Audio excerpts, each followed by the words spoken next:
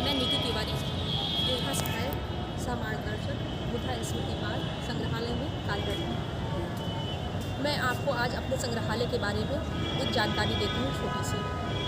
इस संग्रहालय का निर्माण जो है हमारे माननीय मुख्यमंत्री श्री नीतीश कुमार जी के द्वारा कराया गया है और उन्हीं का कॉन्सेप्ट है ये। और उसका उद्घाटन जो है उन्होंने 13 सितंबर 2013 को किया था। और यह सामने भगवान बुद्ध की जो मूर्ति है, धर्म चक्र प्रवर्तन मुद्रा में बुद्ध की मूर्ति, भगवान बुद्ध की मूर्ति, और सबको ज्ञान देती हुई और बुद्धता की वर्षा करती हुई यह मूर्ति है। और इसके बाद से हम संग्रहालय में चलते हैं। आइए, डाइवर्सिटी ऑफ बुद्धिज़्म कहते हैं। यहाँ पे भगवान बुद्ध की मधुबनी पेंटिंग में निर्मित एक विशाल पेंटिंग है जो बहुत सुंदर है। रिसेप्शन पे स्टाफ कार्यरत है। और ये जो है इधर भगवान बुद्ध की जो विविध प्रतिमाएं हैं भारत में और विश्व में, उनका एक टाइप से फ़ोटो एग्जीबिशन लगाया गया है, जिनके द्वारा भगवान बुद्ध का जो वैविध्यता है, जो विश्व में जो व्यापकता है, वह दिखाया गया है। और ये एक वेटिंग हॉल भी है। एक 9 मिनट का शो चलता है जिसको देखने के लिए पर्यटक जाते हैं। तो उस समय में जो प्रतीक्षा करनी होती है, तो इसके द्वारा वो लाभान्वित होते हैं। इसको देख के उनका ज्ञानार्जन होता है और लाभान्वित होते हैं।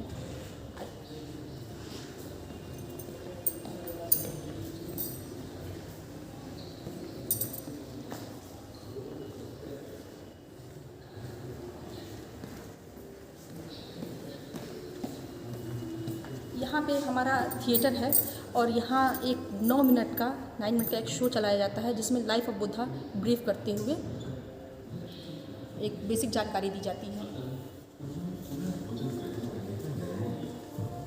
इस निर्णय से मगध की राजधानी राजगढ़ पहुंचे। महाराज बिंबिसार के अनुरोध पर सिद्धार्थ ने वचन दिया कि लक्ष्य प्राप्ति के बाद वे पुनः वापस आएंगे। अपनी खोज जारी रखते हुए गौतम 2 विद्वान ब्राह्मण अरत कलम और उद्दका राम पुत्र की शरण में जा पहुंचे। गहन ध्यान और तपस्या के बाद भी जब उन्हें संतोष प्राप्त नहीं हुआ, तब गौतम ने निरंजन नदी के किनारे 5 अन्य सन्यासियों के साथ घोर तपस्या कर अपनी काया को कृश कर लिया। वो 6 वर्ष तक सत्य की खोज में भटकते हुए मृत्यु के बेहद करीब पहुंच गए। तभी उन्हें एहसास हुआ कि इस तरह आत्मदमन कर लक्ष्य की प्राप्ति नहीं होगी। अतः उन्होंने पुनः भोजन ग्रहण करने का निर्णय लिया। इस निर्णय से उनके 5 साथी उन्हें छोड़कर चले गए। एक दिन जब गौतम ध्यान में रत थे, तब सुजाता नामक एक कन्या ने उन्हें खीर अर्पित किया। लक्ष्य प्राप्ति के पूर्व सुजाता द्वारा दी गई खीर उनका अंतिम भोजन था। उन्होंने 7 सप्ताह की घोर तपस्या प्रारंभ की। दानवों के राजा मारा ने छल, बल, भय आदि से उनकी तपस्या भंग करने के अनेक प्रयत्न किए, परंतु अटल गौतम अपने ध्यान में लीन रहे। तभी अचानक उन्हें पूर्ण शांति और निर्मलता की अनुभूति हुई।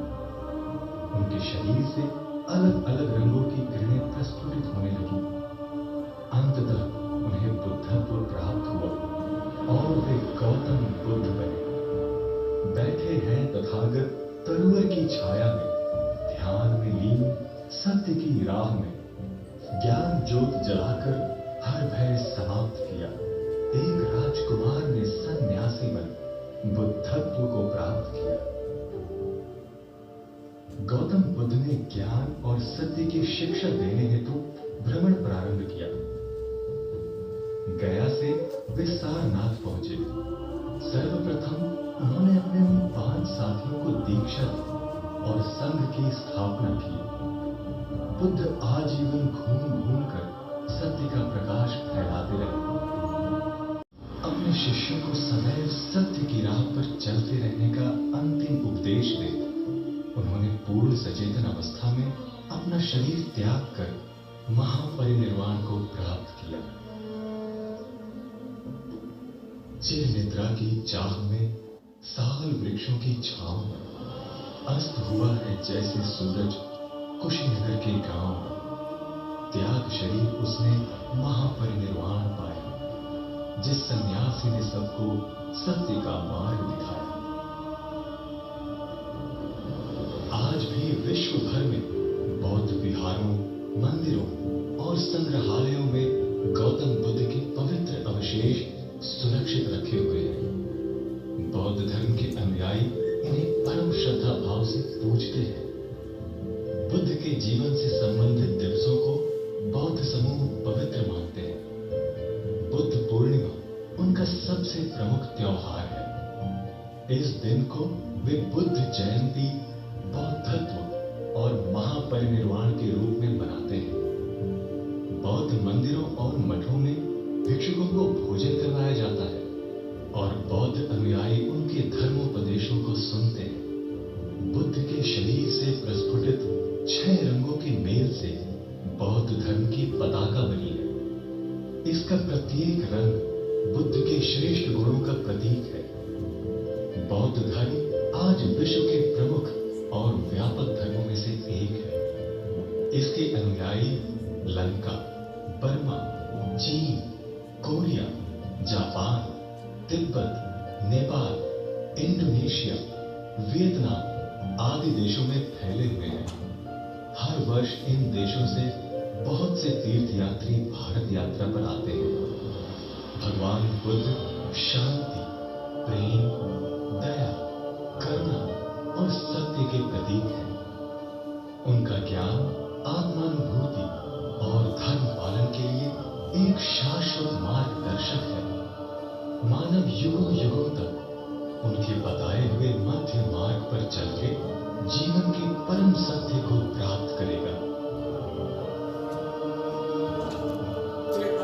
कर चलेंगे।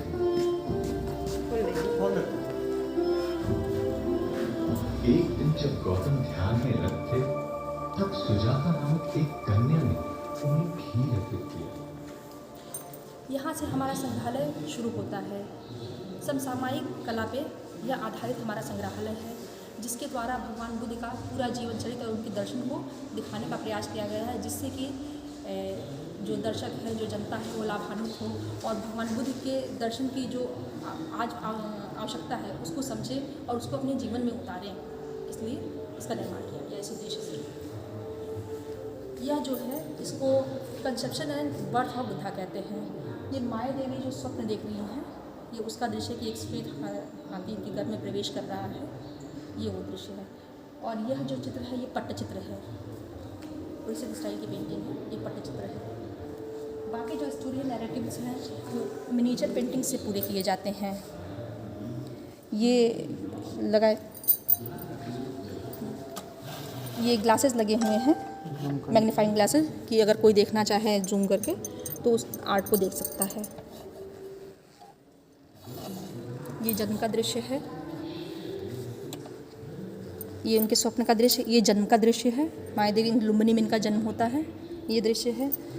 ये असित इत्यादि 8 मुनि जो आते हैं वो ये भविष्यवाणी करते हैं कि अगर इन्होंने सांसारिक दुखों को नहीं देखा then he become a monarch, और अगर इन्होंने नहीं देखा तो then he become a monk.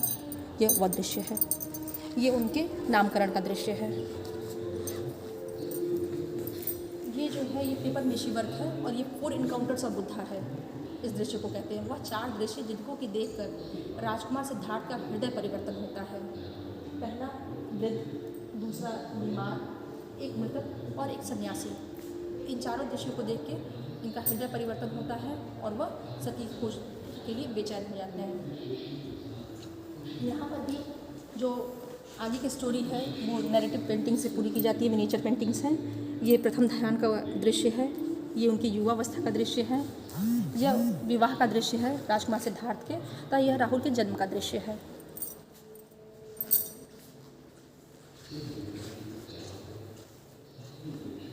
यह राजकुमार सिद्धार्थ का एक लाइफ साइज स्टैचू है और ये सारी चीज़ें सिंबॉलिक हैं और यह दिखाता है कि इनके पास सभी राजसी वैभव थे, सभी सुख सुविधाओं से युक्त थे, लेकिन फिर भी इनका मन रेस्टलेस था और यह सत्य की खोज में निकल पड़ते हैं, ज्ञान की खोज में निकल पड़ते हैं, आत्म कल्याण, जन कल्याण, विश्व कल्याण के लिए।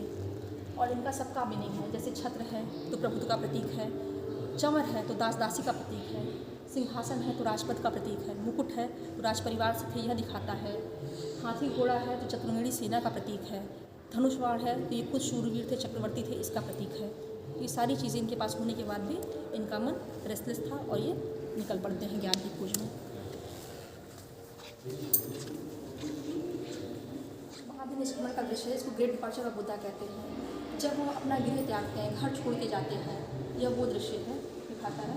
इसमें जो दिखाया गया एक परिवार की जो थोड़ी बहुत माया मोह है, यद्यपि ये माया मोह से तो परे रहते हैं, लेकिन फिर भी जो थोड़ा बहुत एक होता है, एक अपने परिवार के प्रति जो लगाव होता है, तो एक बार अंतिम बार वो एक कर्टन से पर्दे से ऐसे झांकते हैं and may be he wants to be kiss baby Rahul, but वो इसलिए नहीं जाते हैं कि अगर मैं जाऊँगा तो यशोधरा जाग जाएगी तो फिर मैं जा नहीं पाऊँगा, और फिर वो अंतिम दर्शन करके और निकल जाते हैं। ये बाकी जो स्टोरी है यहाँ पे नैरेटिव पेंटिंग से, मिनीचर पेंटिंग से पूरी की जाती है। ये अपने चंडक और कंथक घोड़े और अटेंडेंट दोनों के साथ निकलते हैं, अनुमा नदी के किनारे पहुँचते हैं, वल्कल वेश धारण करते हैं, अपने केश काटते हैं और सभी वस्त्राभूषण चंडक को सुपुर्द कर देते हैं कि जाओ और बता देना कि मैं चला गया। ये राजगीर में जब ये बिंबिसार से मिलते हैं, राजा बिंबिसार से इनकी मुलाकात होती है, यह वो दृश्य है।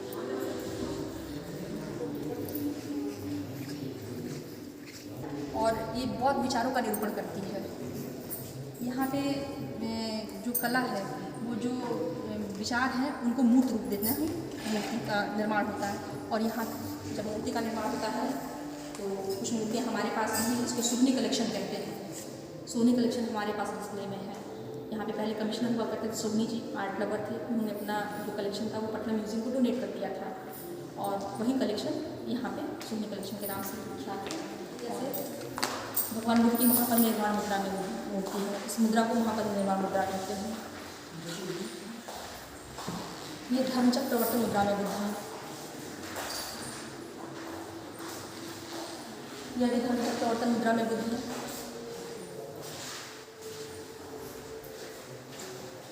ये जो स्तूप है इसको वोटिव स्तूपा कहते हैं या मनौती स्तूप कहते हैं। जब कोई विश पूरी होती है तो मनौती स्तूपों का निर्माण किया जाता है और उनको वहाँ पे डोनेट किया जाता है। वैसे साइट पे अगर देखिए स्तूपा साइट पे चली जाए तो मेन स्तूप होता है, सबसे भी छोटे छोटे और स्तूप होते हैं। तो जो छोटे छोटे स्तूपों को हम देखते हैं तो हमारे मन में ये प्रश्न आता है कि आपको ये क्या है, तो वो वोटिव स्तूपा होते हैं। इस स्टाइल के जो स्तूप होते हैं ये टेम्पल्स में नीचे जो होते हैं ताखे उनमें दिए जाते हैं और ये उसी में लगा के दिए जाते हैं।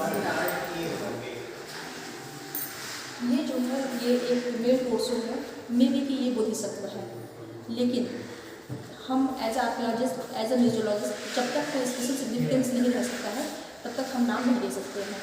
सो दैट्स वाई हमने सिर्फ इसको एक मेल कोर्सो कह के यहाँ पे डिस्प्ले में डाला है, क्योंकि सारा एट्रीब्यूट जो भी वो टूटा हुआ है, जो लाक्षण होने चाहिए वो नहीं कर सकते। यह भूमि स्पर्श मुद्रा में बुद्ध है और ये ज्ञान प्राप्ति से इसको रिलेट किया जाता है। ये जो है ये बुद्धिस्ट रिचुअल्स की चीज़ें हैं। 1929 में जब राहुल सांप्रदायिक लिटरेचर कुछ वहाँ से लेके आए हैं और के.पी. जायसवाल जी के कहने पे ये बुद्ध की तारा है। जब वज्रयान आता है प्रभाव में तो इनका ये बहुत प्रोमिनेंट हो जाती है और इनको सफलता और मुक्ति की देवी कहते हैं और बहुत इनकी बहुत मान्यता होती है। ये बोधिसत्व की काउंटर पार्ट है।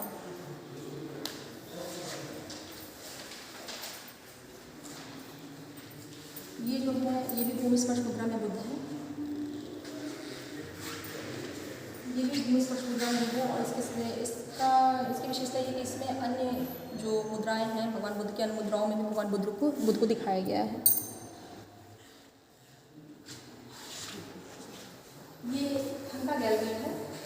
थंका मेनली थान से बनी होती है और थान कपड़े का थान पहले ये सिल्क के कपड़े पर ही बनता था, बाद में लेटर पीरियड पे अदर क्लॉथ्स पे भी ये प्रैक्टिस में आया और लेटर पीरियड में फिर ये हैंडमेड पेपर पे भी इसकी कहीं कहीं प्रैक्टिस दिखाई देती है। ये वुडन ब्लॉक्स हैं छपाई के लिए और इनमें नेचुरल कलर्स का ही यूज़ होता था। नेचुरल मिनरल कलर्स जो कि मिनरल से या फूलों से, वनस्पति से लिए जाते थे, उन्हीं कलरों का यूज़ होता था। बनावटी कलर नहीं यूज़ होते थे, कृत्रिम कलर यूज़ होते हैं। और ये बुद्धांत मंडल है, ये महाकाल है और तिब्बती थंका है, ये साधक मंडल है, ये भी घंटा और ये भी स्पर्श मंडल है।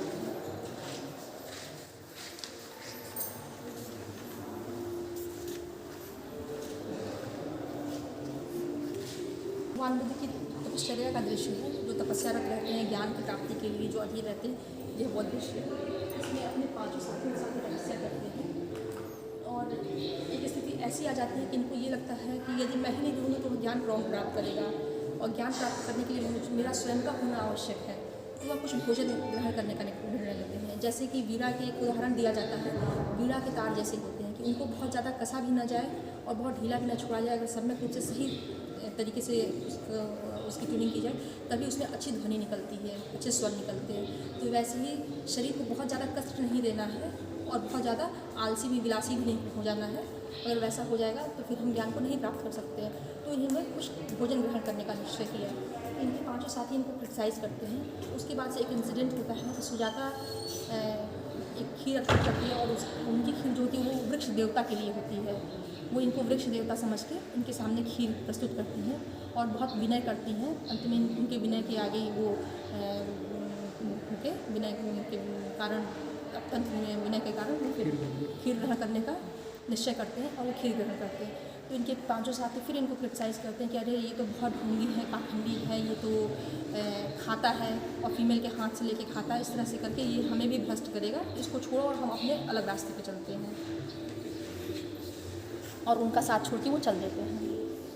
उसके बाद से वो निरंजना नदी के किनारे आते हैं और वहाँ पर एक पीपल का वृक्ष तलाश करते हैं।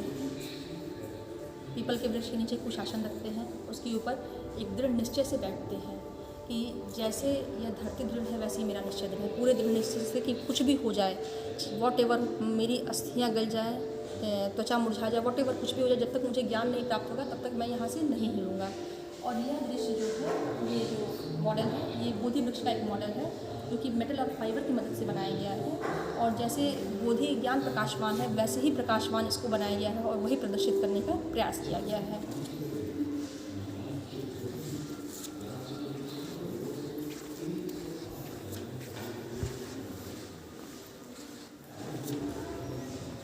यह जो कला है इसको सिक्की कला कहते हैं। सिक्की कला बिहार का लोकल आर्ट है और मधुबनी क्षेत्र में ये बहुत ज़्यादा, मिथिला में मधुबनी क्षेत्र में बहुत ज़्यादा प्रचलित है, वहीं से ये निकला हुआ है। और ये जो है जैसे जो एक स्पेशल ग्रास होती है सिक्की, उसी से बनाया गया है और लोकल जो आर्टिजन्स है उन्होंने ही इसको बनाया ही है। ये इस मुद्रा का महत्व बहुत है, इसको ज्ञान प्राप्ति से ही रिलेट करते हैं। जब इनको पे मार आक्रमण करता है भगवान पे, तो ये धरती को साक्षी मानते हैं और कहते हैं कि जैसे ये धरती दृढ़ है वैसे ही मेरा निश्चय दृढ़ है। जब तक मैं अपने ज्ञान को नहीं प्राप्त करूँगा, जिसके लिए मैं प्रयास करूँ, तब तक मैं नहीं हिलूँगा। तो इसको अर्थ टचिंग पोस्चर कहते हैं और ये ज्ञान प्राप्ति से रिलेटेड है। इसके बाद होता है, जब इनको ज्ञान प्राप्त हो जाता है तो फिर इनसे पूछते हैं लोग कि कौन साक्षी है कि आपको ज्ञान प्राप्त हुआ है। तो फिर वो धरती को स्पर्श करते हैं और कहते हैं ये धरती साक्षी है कि मुझे ज्ञान प्राप्त हुआ है। तो इस जो ये मुद्रा है इसको भूमि स्पर्श मुद्रा कहते हैं और इसको ज्ञान प्राप्ति से ही रिलेट करते हैं। इस दृश्य को कहते हैं अनिमेष लोचन। भगवान बुद्ध को जब ज्ञान प्राप्त हो जाता है तो बोध गया उसके आसपास के क्षेत्रों में 7 सप्ताह तक विचरण करते हैं। पहले सप्ताह में उसी वृक्ष के नीचे बैठ के ध्यान करते हैं उस और अनुभूति लेते हैं, तो उसको बोधियानंद कहते हैं। दूसरे सप्ताह में आप इसमें भी देखेंगे आप अलग उस वृक्ष को देख रहे हैं, तो इसको कहते हैं अनिमेष लोचन। और यह दृश्य अनिमेष लोचन है। बोध गया में आज भी वो साइट लोकेट की गई है अनिमेष लोचन चैत्य के नाम से, जहाँ ये इंसिडेंट हुआ था।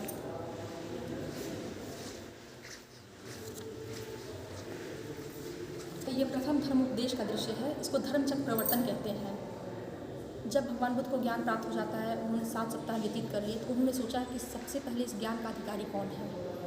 तो फिर उनको ध्यान आता है अपने उन 5 साथियों के बारे में जो कि उनके साथ प्रयासरत थे। तो उन्होंने सोचा कि इन्हें इतना हमारे साथ इतना प्रयास किए हैं, इनको दीक्षित करना चाहिए। तो पता करते हैं कि वो सारनाथ, पता चलता है वो सारनाथ में। तो वो सारनाथ जाते हैं और वहाँ पे प्रथम धर्म उपदेश देते हैं, वहीं पर संघ की स्थापना होती है।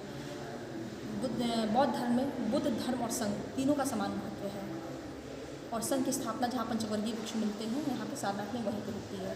तो इसका अपना बहुत महत्व है। शिवर्क है ये भी, और महापरिनिर्वाण मुद्रा में बुद्ध है, ग्रेट डिमाइसिस ऑफ बुद्धा इसको कहते हैं। कुशीनगर में यह इंसिडेंट होता है। हमारे मन में ये प्रश्न आता है अक्सर कि उनको क्या ज्ञान प्राप्त हुआ होगा, ऐसा क्या हुआ होगा उनके साथ कि उनको ज्ञान प्राप्त हुई, किस चीज़ को कहेंगे हम।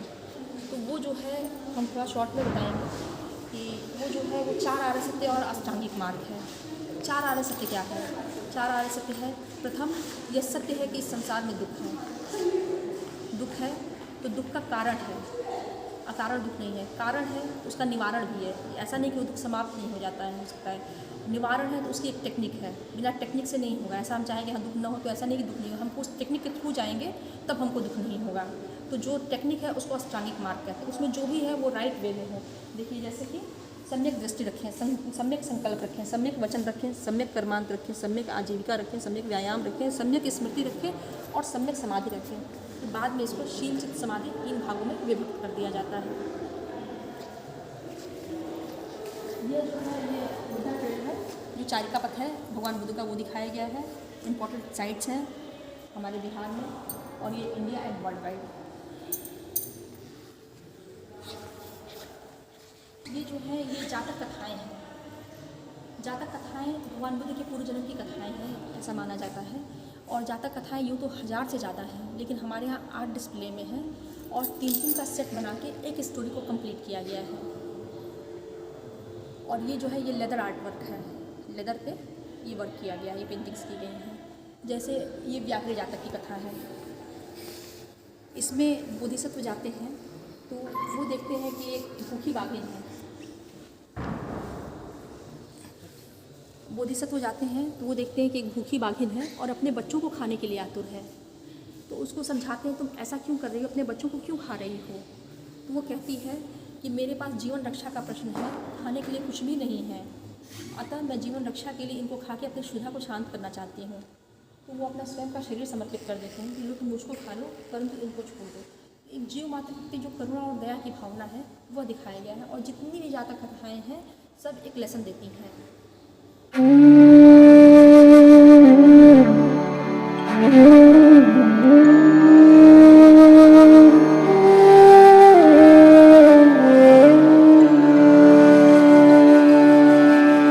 बुद्धं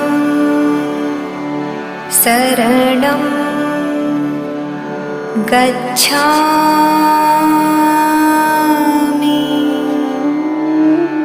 धर्मं शरणं गच्छामि, संघं शरणं गच्छामि।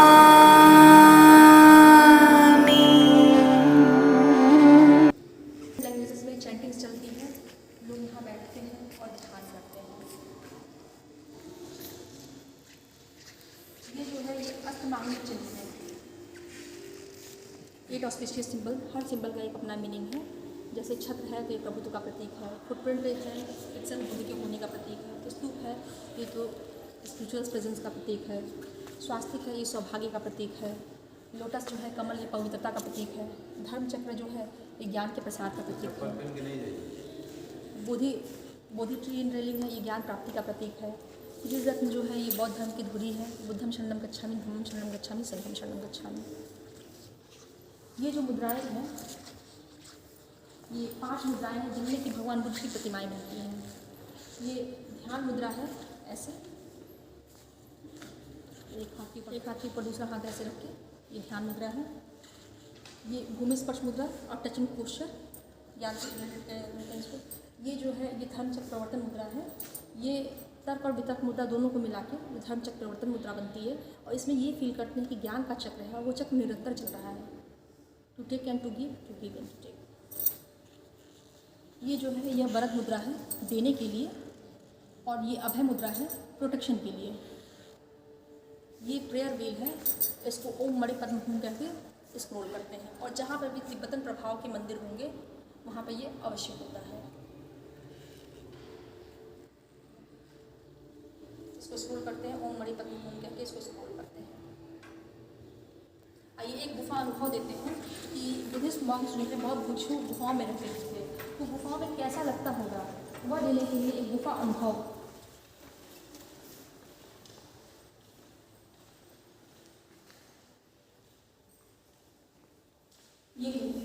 उसी तरह से बनाया गया है जैसे गुफा होते हैं थे पहले, वैसा बनाया गया और इस आर्किटेक्चर से प्रभावित होकर इसका निर्माण किया गया है। यहाँ पर लोग बैठ सकते हैं, यहाँ बैठते हैं और बैठकर इस शांत मनोरम वातावरण में भगवान बुद्ध का ध्यान करते हैं। सामने बुद्ध मूर्ति है और भगवान बुद्ध का ध्यान करते हैं। जैसे सांची और भरूच में रेलिंग्स हैं, उसी टाइप से ये रेलिंग्स बनाने का प्रयास किया गया है।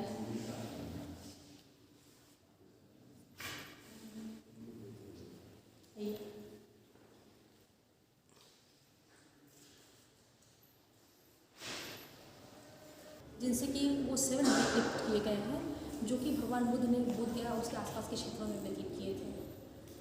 प्रथम सप्ताह जो है उसको कहते हैं बोधि आनंद।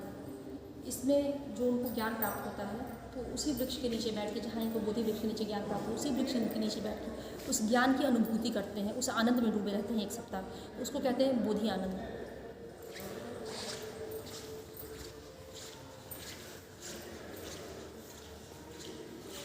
जो दूसरा सप्ताह है इसको कहते हैं अनिमेष लोचन।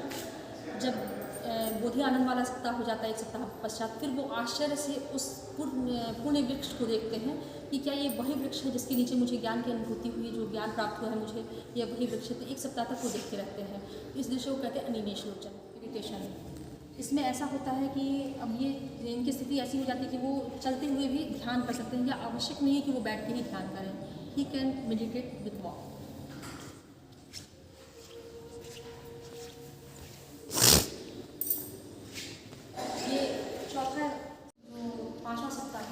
अशपाल नियोग। ये चरवाहों पर बैठे रहते हैं और जो स्टोरी है उसमें एक घमंडी ब्राह्मण आता है और इनसे डिबेट करता है। इस मतलब स्टोरी का जिस सिर्फ जन्म से नहीं, कर्म से ब्राह्मण हुए, मतलब ब्राह्मण।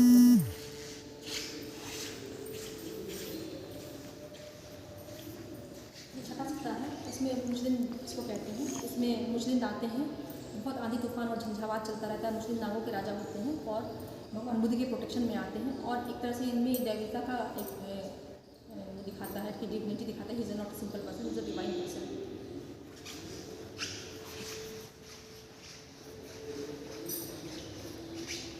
ये 7 वीक है, इसमें प्रपुष और भल्ले मिलते हैं इनसे और उनके ये व्यापारी होते हैं। कुछ लोग कहते हैं बर्मा से आए, कुछ लोग कहते हैं कि उड़ीसा से आए, वॉटेवर जहाँ से भी आए हैं, ये होते व्यापारी हैं और इनके भोजन दान का बहुत महत्व है।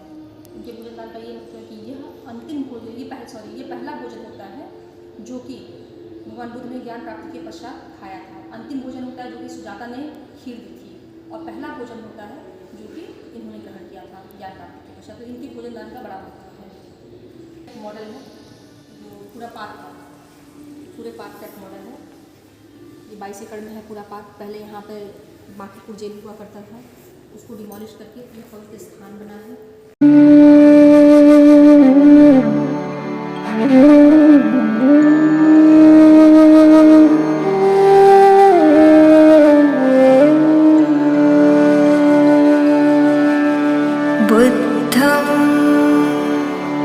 शरणं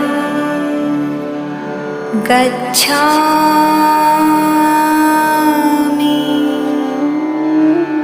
धर्मं शरणं गच्छामि